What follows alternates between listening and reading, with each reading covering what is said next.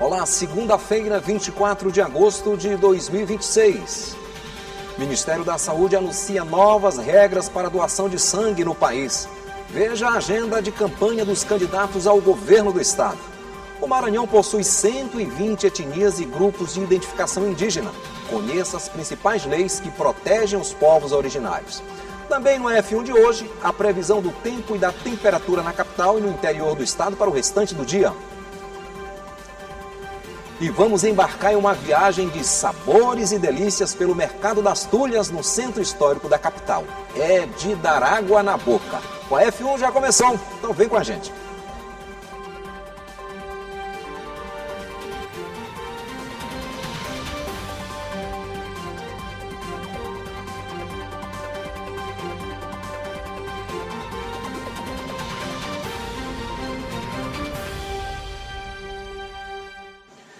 E vamos ao vivo falar com a jornalista Milena Dutra, que vai nos trazer a agenda da semana aqui no Parlamento Estadual. Boa tarde, Milena. Olá, boa tarde, Joelson, boa tarde a todos. Então, hoje, no finalzinho da manhã, teve uma sessão solene aqui em homenagem à Semana Nacional da Família, uma solenidade proposta pela deputada estadual, doutora Helena Doelib, ela que é presidente da Frente Parlamentar da Igreja Católica, uma sessão solene que contou com a Pastoral da Família. Amanhã tem sessão plenária, a primeira da semana, terça-feira, 9h30 da manhã, acontece a primeira sessão ordinária da semana, elas acontecem de terça a quinta-feira. Amanhã, terça-feira, também tem reunião da CCJ. Na quinta-feira tem uma nova sessão solene para a entrega da medalha Manuel Beckmann ao senhor Raul Mochel por indicação da deputada Andréa Martins Rezende. Esta é a programação prevista para a Assembleia nesta semana e a gente, como sempre, segue acompanhando as atividades do Parlamento Estadual e convidando você que nos assiste pela TV Assembleia a estar com a gente, assistindo às atividades do Parlamento aqui pelo nosso canal de comunicação pela TV Assembleia. A semana está apenas começando, Joelson. Ok, obrigado, Milena. Boa tarde para você. O Ministério da Saúde anunciou novas regras para a doação de sangue no país. As mudanças vieram por meio de uma portaria que entra em vigor no dia 30 de setembro. E entre as novidades, temos a flexibilização em prazos de espera para procedimentos e foi ampliado o perfil de idade para doadores frequentes. Cuidado com a saúde é essencial para quem faz doação de sangue. É pré-requisito para ser aceito por um hemocentro. Quem tem 70 anos de idade ou mais e mantém um padrão saudável, agora pode ser um doador. Esta é uma das mudanças feitas pelo Ministério da Saúde, que também reduziu o período de impedimento para quem fez algum procedimento estético, colocou piercing ou fez tatuagem. Quem passou por endoscopia ou utilizou anabolizantes sem prescrição médica, teve o prazo de impedimento reduzido de 6 para 4 meses. No caso de tatuagem, maquiagem definitiva e procedimentos estéticos como preenchimento e botox, a doação pode ser feita depois de 7 dias, dependendo do local onde o procedimento foi realizado. Pessoas com pince na boca ou região genital poderão doar após 4 meses da retirada do material. Nessa faixa aí desse tipo de problema, que era a inaptidão, né? A gente tinha muitas que rejeitar essas bolsas e agora com essa novas medidas da portaria a gente vai poder receber essas pessoas e com isso a gente espera melhorar o nosso estoque. Outra mudança diz respeito à análise do sangue recolhido. Atualmente, ele passa por testes para HIV 1 e 2, hepatites B e C, sífilis, doença de Chagas, HTLV 1 e 2, referente ao vírus do linfoma, e mais recente para malária. Antes, a pessoa que tivesse se deslocado por locais endêmicos, matas ou florestas, tinha que esperar 12 meses para doar. Agora, são só 30 dias. As novas regras foram estabelecidas através de uma portaria publicada no dia 3 de julho deste ano. Os estados têm 3 meses para se adequar à nova legislação. O fruto de tudo isso é que os hemocentros devem captar mais doadores e ter um estoque maior de sangue. Com certeza vai melhorar. Os impeditivos que tinham um período mais prolongado foram reduzidos. E é essa redução que vai ser o nosso ganho para aumentar a nossa demanda de doador. Daiane fez doação de sangue, tendo respeitado todas as orientações. E já tem conhecimento das mudanças nas regras para fazer a doação. Porque requer, primeiramente, todo um preparo, né? Então, se não passar por esse preparo, quando chegar ali no consultório e a enfermeira começar a fazer as perguntas e aí, se a pessoa não estiver preparada, ela não consegue. Segundo o último censo demográfico realizado pelo IBGE, o Maranhão possui 120 etnias e grupos de identificação indígena. São mais de 57 mil pessoas que habitam 20 territórios. A maioria vive em terras demarcadas, mas para assegurar os direitos dos povos originários é preciso leis e políticas públicas, e isso que veremos agora. A questão indígena no Brasil é um desafio que aos poucos vai ganhando soluções. No Maranhão, desde 2021, normas e leis estaduais têm proporcionado mais reconhecimento aos povos originários. Em 2021, foram criados o Estatuto Estadual dos Povos Indígenas e o Sistema Estadual de Proteção por meio da Lei nº 11.638. No mesmo ano, foi incluído no calendário oficial o Dia Estadual da Mulher Indígena, celebrado em 5 de setembro. Em 2022, 2 leis foram sancionadas. A que reconhece formalmente o artesanato indígena comercializado pelas próprias comunidades como de relevante interesse cultural e a que criou o selo de qualidade para o artesanato indígena produzido no Maranhão. Em 2023, a Lei nº 12.069 ampliou e reorganizou a participação de representantes da sociedade civil e de outros segmentos do Conselho Estadual dos Povos Indígenas. Instituído pela Organização das Nações Unidas, o Dia Internacional dos Povos Indígenas, celebrado em 9 de agosto, é uma forma de promover a conscientização sobre os direitos desses povos e suas contribuições para a cultura. Segundo o último censo demográfico realizado pelo Instituto Brasileiro de Geografia e Estatística, o Brasil reúne mais de 390 etnias, povos ou grupos indígenas e 295 línguas nativas. No Maranhão, são mais de 120 etnias e grupos de identificação indígena. São mais de 57 mil indígenas distribuídos em cerca de 20 territórios. A maioria vive em terras demarcadas, 72,93%, mas um número expressivo de 15.488 ainda estão em áreas não demarcadas. Os dados do IBGE demonstram a necessidade de proteger o contingente de povos tradicionais e de dar mais assistência a eles. E, claro, reconhecer a riqueza sociocultural promovida pelas comunidades indígenas. E vamos conferir agora a agenda de campanha dos candidatos ao governo do estado.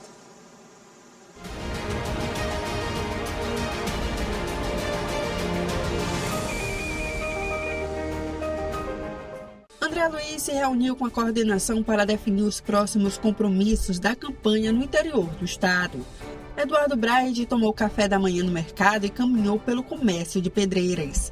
Felipe Camarão participou de uma reunião com a equipe de campanha. Orleans Brandão esteve com a equipe de campanha e depois participou de um almoço com padres, religiosos e diáconos. Reginaldo Lima se reuniu com a coordenação para tratar das ações da campanha. Roberto Rocha não teve compromissos previstos para o período da manhã. E Saulo Arcângeli participou de uma reunião com integrantes da equipe de campanha.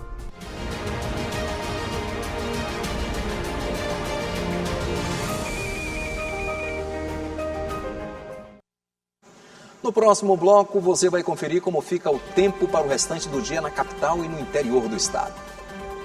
E vamos ao Mercado das Tulhas, saborear as delícias da culinária maranhense. Os sabores estão em um cardápio que há mais de 400 anos de história. Os detalhes logo após o intervalo.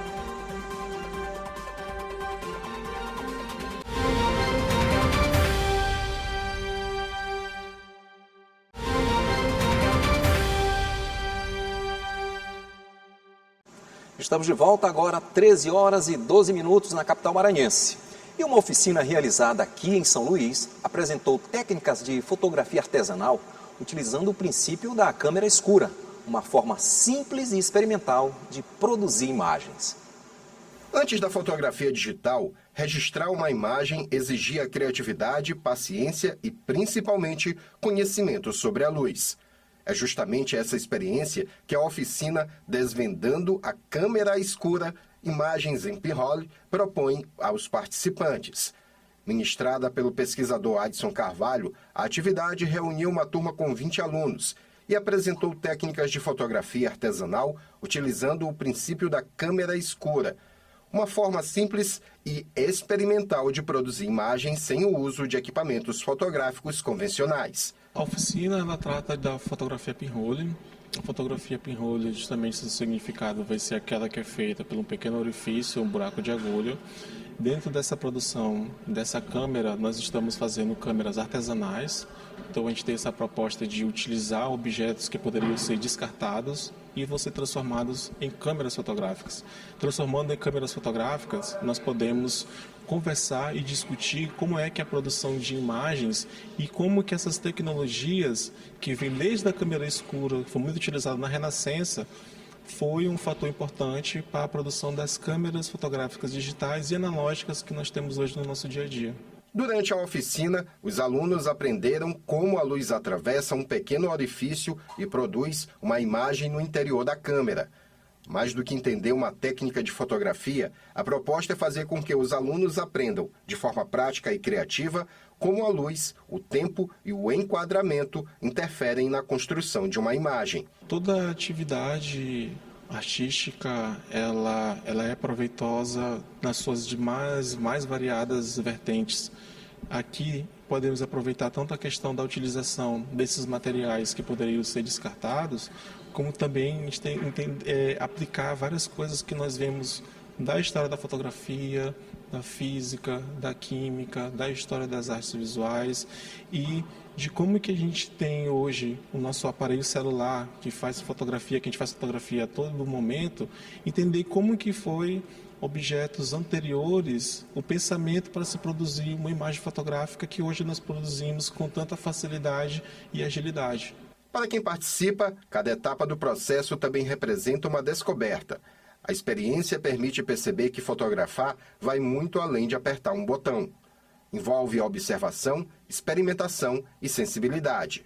Eu acho que a gente já está sempre muito acostumado com as técnicas digitais que a câmera já fornece e já acaba esquecendo que a fotografia vem de um lugar muito manual e muito artesanal também. Então, se a gente pode extrair fotografias a partir de uma latinha ou, sei lá, a partir de uma pintura e transformar isso em outro tipo de imagem, eu acho que é uma forma muito legal até de reinventar o cinema, que já é antigo. Então, a gente pode se reaproveitar de algo que já aconteceu e trazer para o nosso momento contemporâneo agora enquanto linguagem cinematográfica. Hora de conferir como fica tempo e temperatura para o restante do dia na capital e no interior do estado.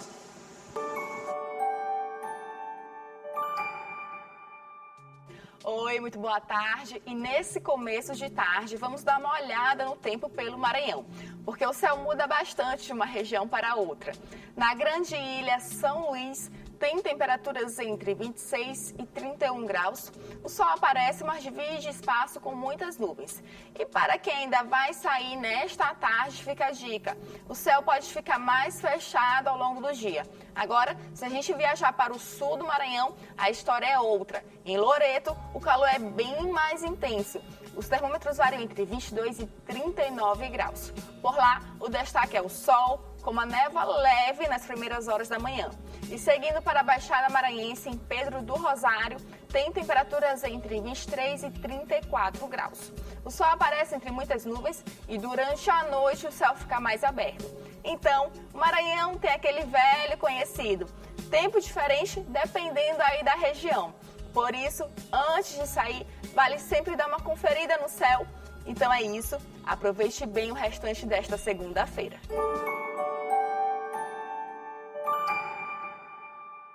Obrigado, Paula. E no Centro Histórico de São Luís, a gente não come só com a boca, come com o olho, com o ouvido e com a memória. Por lá, é como se cada casarão de azulejo português guardasse um tempero pronto para ser degustado. E no Mercado das Tulhas, saborear as delícias da culinária maranhense é embarcar em uma viagem.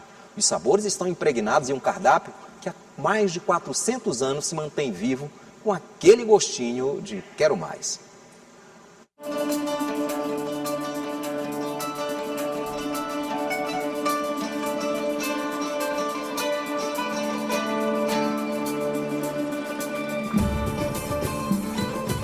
Ao aos casarões do Centro Histórico de São Luís, um dos endereços mais tradicionais da capital, reúne história, cultura e, claro, muita gastronomia. O Mercado das Tulhas, também conhecido como Feira da Praia Grande, é parada obrigatória para quem quer conhecer os sabores do Maranhão. A culinária de São Luís dispensa comentários, né? É excelente. Sempre que venho para cá, gosto de tomar Guaraná Jesus, que só tem aqui mais no Maranhão. Né? Cachaça, já provei a jambu, muito boa, por sinal. E a culinária, assim, fala por si só. A culinária do Nordeste em si é muito boa, né? A do Maranhão tem um tempero especial que é o que faz a gente sempre voltar. Construído em 1805, o mercado nasceu como um celeiro de grãos. Hoje, o espaço preserva a tradição e se consolidou como um dos pontos turísticos mais visitados da capital maranhense. O Mercado das Tulhas é bem interessante, tem bastante opção de artesanato, comida, roupa. Super recomendo, dos melhores lugares para a gente visitar nesse país desse tamanho. A gente comeu vatapá, arroz de cuchá. A gente achou um pouco temperado demais pra gente, né? Mas muito gostoso. Muito bom. E a gente gostou também aquele sorvetinho que fica nas ruas, assim, que ele bota. É uma delícia, a gente nunca tinha experimentado. Era uma coisa que eu vim também atrás desse sorvete. Eu gosto bastante dos artesanatos, a gente comprou até coisa nessa loja aqui atrás. Comprei um short, comprei uma geleia também para levar para casa. E eu queria muito experimentar o açaí típico sem ser o doce, né? Que lá no Rio é doce. Né? Lá no Rio é doce, e aí a gente não experimentou aqui com a farinha, né? Que geralmente usa, mas eu ainda não tive a oportunidade de experimentar, queria experimentar. Além da culinária regional, o Mercado das Tulhas também é um espaço para valorizar a cultura maranhense. Nas bancas, o artesanato divide espaço com ingredientes típicos e produtos que carregam a identidade do estado. É a primeira vez em São Luís, a primeira vez no Maranhão. E estou gostando muito do mercado. Eu particularmente gosto muito de visitar mercados municipais, assim, né? Porque eu acho que a gente encontra uma variedade muito grande, tanto de comidas, de lembrancinhas, de artesanato local. Entre o artesanato e os sabores que atravessam gerações, o Mercado das Tulhas revela a riqueza da cultura maranhense. Um passeio que convida moradores e turistas a conhecerem as tradições de São Luís. Carol, que trabalha no mercado, relata que o movimento de turistas é constante. Muitos chegam em busca dos sabores regionais e acabam levando também um pouco da cultura maranhense para casa. Sempre sai muito as mercadorias relacionada ao Bumba Meu Boi, que é essa época, né, que a gente se encontra, né, que é o momento, é justamente roupas de índia, chapéus, né, e matracas, essas coisas assim relacionadas ao Bumba Meu Boi, né, mas todas as nossas mercadorias sempre saem, nunca deixa de sair, porque são totalmente bem procuradas. Seja para fazer compras, experimentar a culinária regional ou admirar o artesanato, o Mercado das Tulhas continua encantando moradores e turistas que passam pelo Centro Histórico de São Luís.